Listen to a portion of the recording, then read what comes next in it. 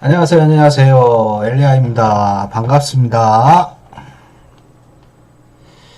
오늘 방송은 지금 연속으로 진행하고 있네요. 지금 2부에 지쳐서 3부 진행하고 있어요. 참 놀라셨죠, 여러분?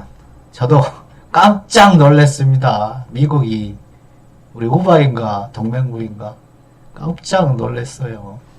물론 파트너라는 표현을 하죠.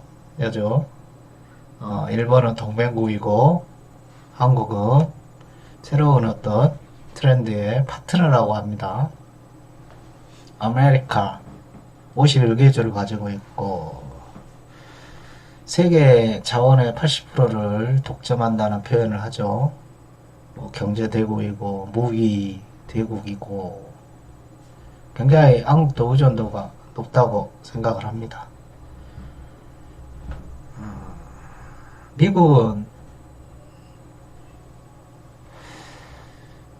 모든 세계의 어떤 사건과 사고에 항상 관여하죠. 우리가 홍콩 문제도 그렇고, 이란, 이라크, 그리고 아프리카까지, 그리고 지금 현재는 몰두하고 있는 게 중국이죠. 나토를 조성해서, 나토를 만들어서 중국에 대항하자는. 근데 미국과 중국도 서로 교류를 하고 있어요. 수출도 하고 있고, 수입도 하고 있고. 근데 왜 이렇게 미국이 중국에 대해서 제재를 많이 하는 걸까요? 그들의 이익을 위해서 주변국을 통해서 이미 냉전 시대는 끝났습니다. 중국도 공산주의라고 하지만 민주주의의 어떤 경제들은 민주주의를 진행하고 있죠. 분배에 관해서는 아직도 사회주의 형태들을 진행하고 있지만 경제 부분에서는 민주주의 형태를 띠고 있습니다. 그 나라의 어떤 정책들에 관해서는 그 주변국에서 판단하고 쉽게 이해하려고 할 수가 없어요. 우리가 지금 미국과 어떤 파트너 관계에 있다지만 우리의 경제를 생각한다면 우리는 중국을 무시할 수 없습니다. 물론 미국도 무시할 수 없지만 우리가 한번 느꼈잖아요. 사드 사태 때. 왜 사드를 왜 설치하냐고요.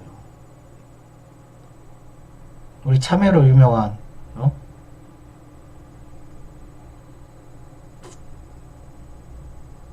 지금 그것은 평안한지 모르겠습니다.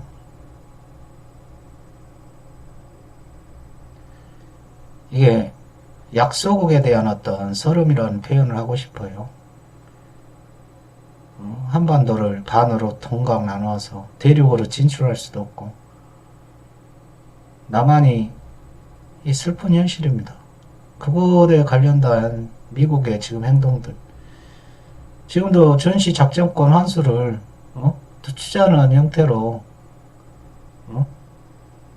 주한미군 주둔비 관련한 공동 지불에 대한 높여야 된다. 이런 것들만 따지지. 나는 누굽니까? 아유, 내가 볼턴 코털이 갑자기 생각나네, 미국. 펜스가 4일 동안 일본만 들렸다 그냥 갔다죠.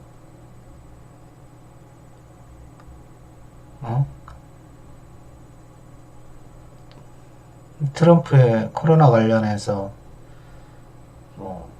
급해서 갔을 수도 있겠지만 요즘 인터넷 시대에 그리고 전화 한 통하면 상황이 어떻게 되는지 아는데 한국에는 방문하지 않고 갔어요. 미국 관련된 사람들이 한국에 오기만 하면 한 가지씩 통보하듯이 진행하고 가죠.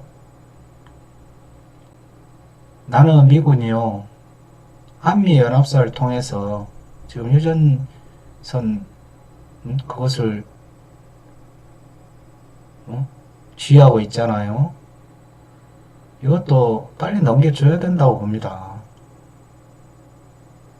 우리는 문재인 대통령이 말씀하셨던 종전선언에 관련해서 빨리 시행을 해야 되고, 그거에 대해서 미군도 지금 북한과 사실 미군이 대치하고 있는 상황이 핵 관련된 이야기인데,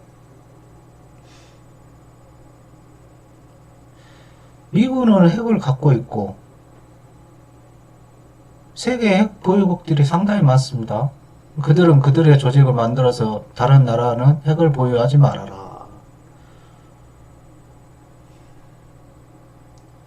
원자력 발전소가 있으면 핵은 만들 수 있어요. 물론 그 기술력이 있어야겠지만 플루토늄 생산이 가능합니다.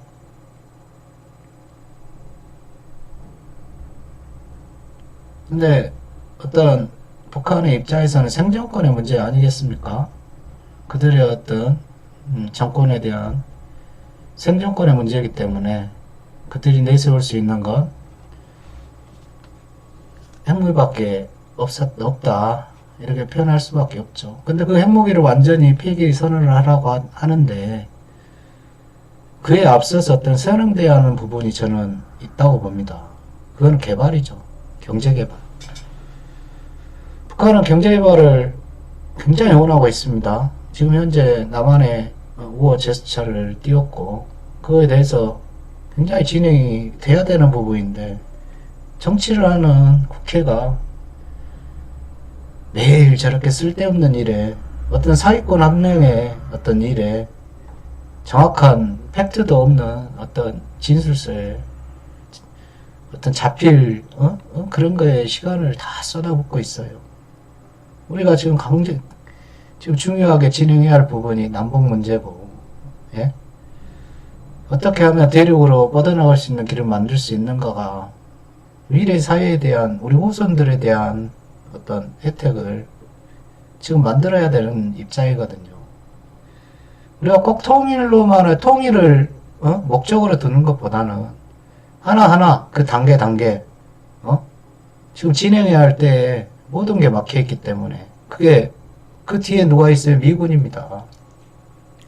미국이 지금 모든 걸 막고 있어요. 우리 민간 교류도 미국이 막고 있고요. 미국은 모든 세계의 어떤 사건 사고의 뒷배경이 미국이에요. 뭐 CIA 사건 아시죠? 우리나라 박정희 쿠데타 CIA의 어떤 공작일 가능성도 많고요. 5.18 민주화운동, 5.18 사태, 아주 그 음모에도 미군이 관련돼 있겠죠.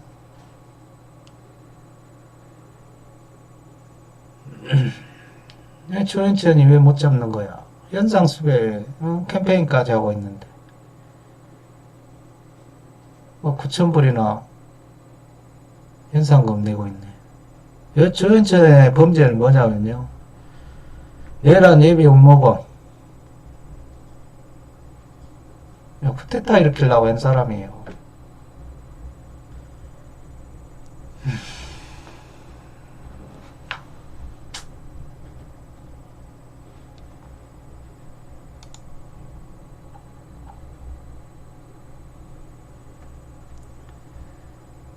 별이 몇 개야, 중장이며. 국군 기무사령관이었는데 한미연합군 사령부에 부사령관까지 했어요. 이 스폰서들이 미군이에요. 별들은 노스트로 다 된다는데, 조현천이가 왜 미국 가서 어디에 있는지까지도 모르고, 인터폴이 우리 한국 사람이 뭐 저거까지 인터폴 수장까지 했는데도 못 잡는다는 건 말이 안 되는 거죠. 국제공조가 안 되는 거는 그보다 더 강한 사람이, 강한 나라가 그 사람을 지켜주고 있는 겁니다.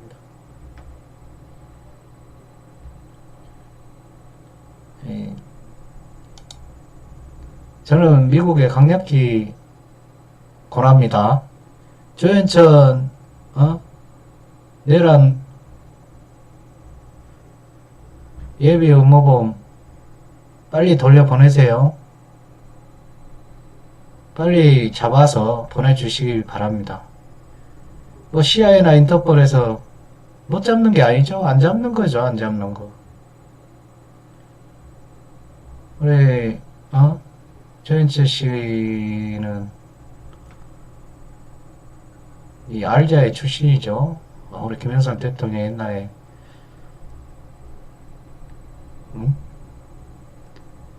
군 사조직 해체하는 건 참 잘한 거죠. 뭐 하나의 해체를 통해서 뭐 알자애가 밝혀진 거니까.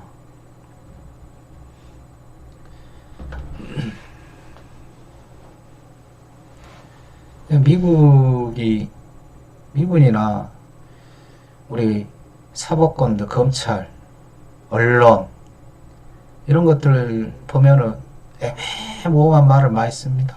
마치 이것도 기고 저것도 긴 것처럼 애매모호한 말들. 왜 그럴까요? 막연한 어떤 언어 구사를 통해서 그들의 국민들은 이 우리 사법부에서 내뱉는 말들 쉬운 말이 있어요. 애매모호하게 이번에 그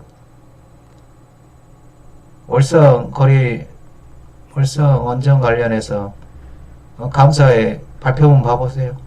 애매모호합니다. 그 스타일이에요. 그런 사람들 스타일이.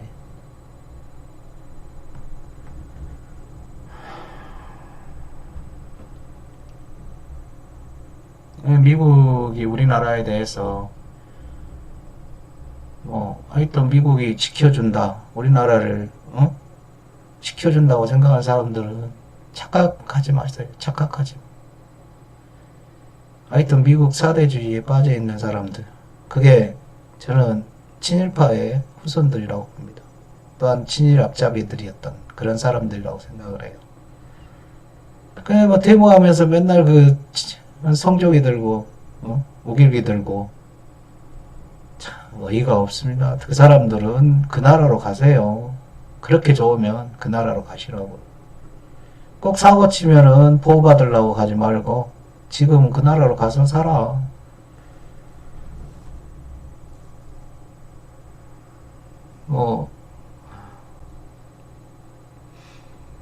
우리 아리랑 작가님하고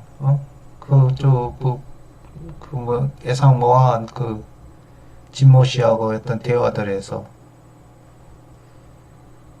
이 독차이거란 표현이 참 뜨거운 거예요. 친일파들, 우리나라도 아마 고위 공직자들, 그 후손들이 상당히 많을 겁니다. 그 친일파들 국가 장학금 받고 유학 다녀오고 그 중에 있다는 말을 드리겠죠. 유학파들 전체가, 일본 유학파들 전체가 친일파란 말이 아니라 그 속에 친일파들이 많이 있다. 그런 표현인데 그걸 가지고 관종이 관종. 진모씨, 난 답답합니다. 어디 설 자리가 없는 건가? 그러게 해야 아휴. 두 분 다 작가분들이니까 표현은 아름답죠. 고수들이에요, 고수들. 어떤 나는 민족주의자와 어떤 관정의 어떤 대립이다, 사투다, 그런 표현을 하고 싶습니다. 우리나라 현재 지금 친일파들이 일본 앞제비로 일했던 사람들을 다 구해준 게 미국이에요. 여러분들은 정확히 아셔야 됩니다. 미국은 우리의 우방국이라는 표현, 동맹국이라는 표현, 이제는 그런 표현을 쓰지 마세요. 서로 어떤 국가적으로 이익을 위해서 서로 함께 관계를 갖는 파트너 관계다. 충분히 알고 있어야 됩니다. 물론 좋은 사람들도 있겠지만 국가적으로 봤을 때는 서로의 이익을 위한 우리는 약소국이고 그들은 강대국이다. 어떤 그런 속에서 아직까지 우리가 대륙으로 나갈 수 없는, 대륙으로 나가기 힘든 그런 환경에 처해 있고 남북이 교류할 수 있는 그런 환경들이 이루지 못하는 거 정말 안타까운 거예요. 개성공단 입주자들 지금 어떻게 되겠습니까? 어마어마합니다. 그런 분들 빨리 교류할 수 있게 해줘야죠. 개성공단 폐쇄했던 그 자들. 지금 중국을 혐오 국가로 몰고 있는 그들. 여러분이 그들 중 한 명이라면 여러분도 저는 과감하게 여러분을 친일파의 후손이다. 이렇게 표현하고 싶습니다. 누가 그러대요. 김현정 그 라디오에 나와서 누구한테 빨갱이라고 말하고 싶었다. 나 당신을 친일파라고 말하고 싶었어. 친미파. 이렇게 말하면 어떻게 되겠습니까? 100년간 우리나라를 지배하고 해오고 있는 그들. 이제 좀 바뀌어야 되지 않겠습니까? 언제까지 미국의 우호를 받고 언제까지 일본 자금을 통해서 우리나라를 지배하려고 하는지. 우리는 국민 80%는요. 지금 현재 우리나라가 굉장히 민주주의고 자유를 가지고 있다. 이렇게 생각하는데 이 소수라는 사람들은 획일적인 걸 좋아합니다. 그들의 행동을 같이 해야 되고 그들과 그들이 생각하는 그런 어떤 이야기들을 똑같이 이야기하기를 좋아해요. 근데 제가 노조도 마찬가지고 어떤 사회단체들 보면 그들의 어떤 생각들과 반하는 사람에 대해서는 굉장히 무시하고 그 사람들을 차별합니다. 그거는 민주주의의 모습이 아니에요. 민주주의 속에 우리가 자유민주주의라는 표현을 하지만 사실은 자유는 민주주의 속에 있는 겁니다. 그래서 이중 저거죠. 민주주의라는 표현만 쓰겠습니다. 자유가 항상 민주주의에는 표현이 포함이 돼 있다. 근데 노조나 이런 데들은 보면은 자기와 생각이 다르다 하면 그러면 그게 민주주의가 아니에요. 그거는 전체주의입니다. 전체주의, 독재. 아직도 그렇게 활동하는 사람들이 많아요. 독재. 그리고 본인은 상대편을 욕할 때 빨갱이. 본인이 그건지는 모르고. 민주주의 속에 어떤 사회주의가 있어요. 그 사람들은 자기들이 이게 민주주의라고 이야기해. 다수결의 원칙. 미국은 민주주의 국가다. 굉장히 미국은 넓습니다. 땅이. 그리고 거주하는 사람들이 집중되어 있는 것과 다른 한 주와 한 주 사이에는 굉장히 거리가 멀어요. 우리나라처럼 이렇게 한 시간이면 이렇게 쭉 갈 수 있는 몇 시간 갈 수 있는 것이 아닙니다.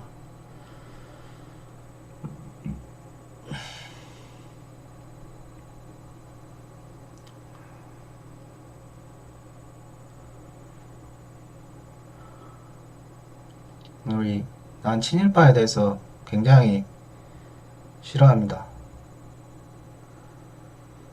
그 후손들이 아직까지도 지금 사회의 분란을 어떤 중심에 있지 않나.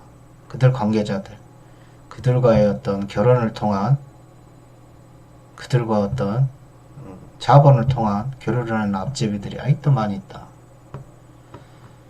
우리 외국 지사들 괴롭히고 일본 앞잡이였던 그 사람들, 그자들.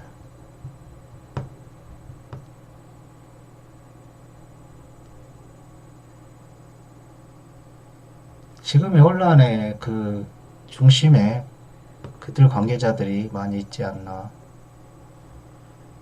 여러분 어떻게 생각하십니까? 여러분은 많이 놀라셨죠? 여러분도? 미국이 우방국이 아니라고 생각하면 여러분도 참 놀라셨죠?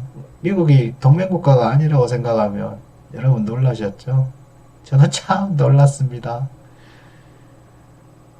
아이, 국가를 운영하는 데 있어, 예? 미국을 무시할 수 없는 지금 현재 상황은 그들에 의해서 우리 국가가 이렇게 좌지우지 된다는 거. 그렇지만 그것을 동조해주는 사람들이 있다는 거. 그들의 앞제비들. 우리가 외교통상부에 가 있는 사람들에 대해서 전체적인 저는 말을 안 하지만 상당히 제 들은 이야기 중에 미국을 굉장히 선호하는 사람들이 많다고 그래요. 그리고 미국 특파원이나 외교관 이런 쪽이 굉장히 대우도 좋다고 그럽니다. 우리나라를 미국은 한 주로 생각하는 것 같아요. 제가 봤을 때. 물론 국가를 형성하고 있고 하나의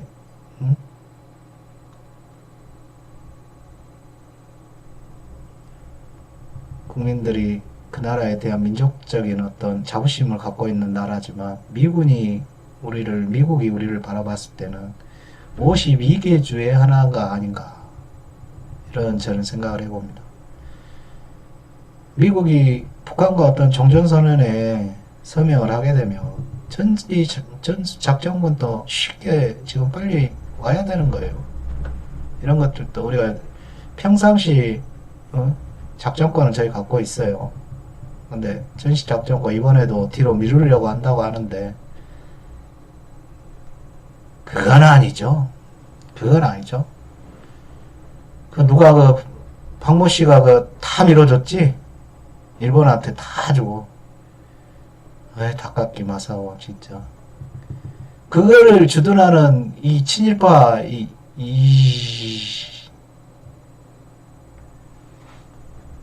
정말 광화문 집회에서 이런 거 집회할 때 있잖아요. 성조기, 우길기, 일장기 이런 거 들으지 마세요. 쪽팔리니까. 국민성이 다른 나라에서는 이해를 못해요. 여러분들을.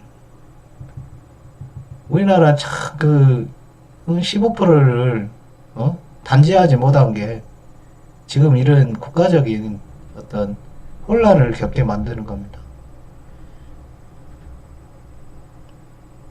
그 친일파들의 어떤 후손들, 그들과 관련돼서 연결되어진 그 이익 집단들, 지금 뭐 대기업은 친일파 아니었을까요?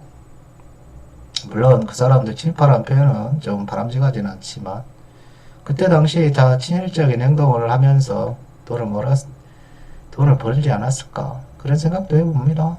왜 대통령들이 거기에 가까운 사람들이 많았죠.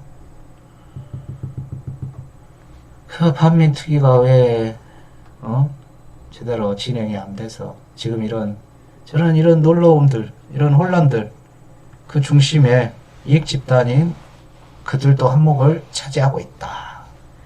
물론 자본에 의한 대기업들이 지금 사태도 많이 침입해 있지 않나 그런 생각도 합니다. 항상 그 자본에 대해서 우리가 자본 출처를 확인해야 될 필요가 있어요. 그 흐름들. 뭐 5만원권 지폐가 부족하니 뭐 어디 다 사라졌니 그러는데 어딘가 다 있겠죠. 누군가 보관하고 있겠죠. 중국과의 어떤 대치 때문에 우리나라는 굉장히 지금 곤란할 수도 있어요. 경제 문제에 대해서. 우리는 경제를 중국과 굉장히 교류를 많이 합니다. 미국도 많이 하지만 이미 미국보다 중국 지금 경제 관련 교류가 더 많아졌어요. 인구 자체가 많잖아요.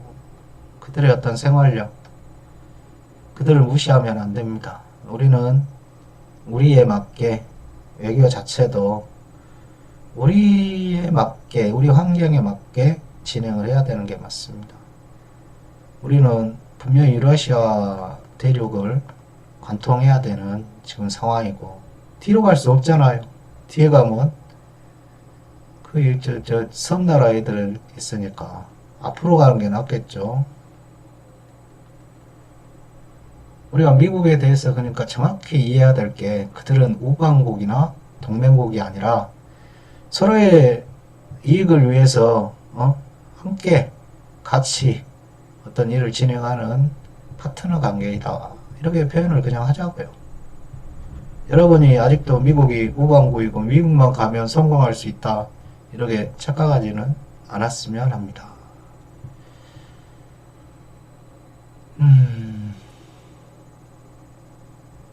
이게 지금 우리나라에서 미국을 무시할 수 없는 게 모든 어떤 권력의 중심에 있는 사람들 중에 그 미국과 관련된 사람이 굉장히 많다.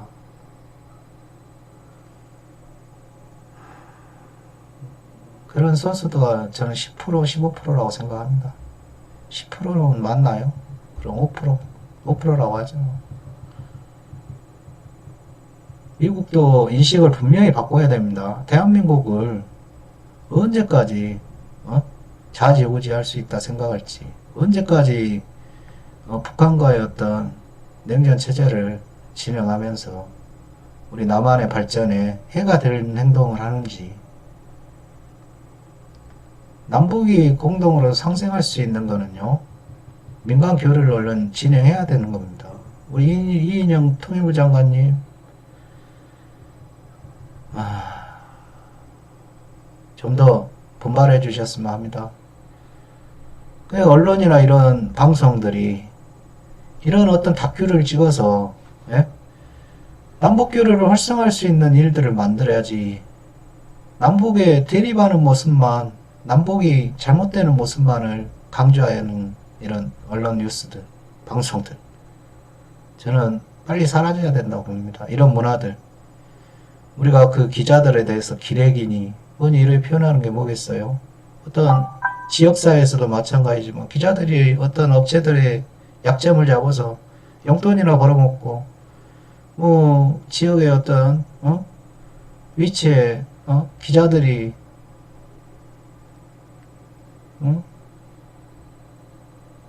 이렇게 자리 잡고 있어가지고 그 사람들을 통해서만이 뭐 허가를 받는 이런 시스템도 돼 있고, 뭔가 잘못된 거 아닙니까? 기자는 기자로서 회사에 종사하는 사람 아니에요? 물론 프리랜서 기자도 있겠지만 일반 기자들은 신문사에 가서 열심히 기사를 정론 집필하고, 뭐 용돈 안 준다고 말이야, 그건 기자가 아니라 기레기야. 그래서 언론이나 이런 방송이 우리 한국이 지금 처해 있는 상황을 잘 파악하시고 남북 문제에 대해서 좀 집중적으로 좀 진행을 해봤으면 좋겠습니다. 어떤 다큐를 찍어서 남북교를 활성화할 수 있는 방법들을 연구를 하는 게 좋겠다는 생각을 해봐요. 미국도 우리나라를 언제까지 좌지우지 할 수 있겠나 하는 생각도 해보고요.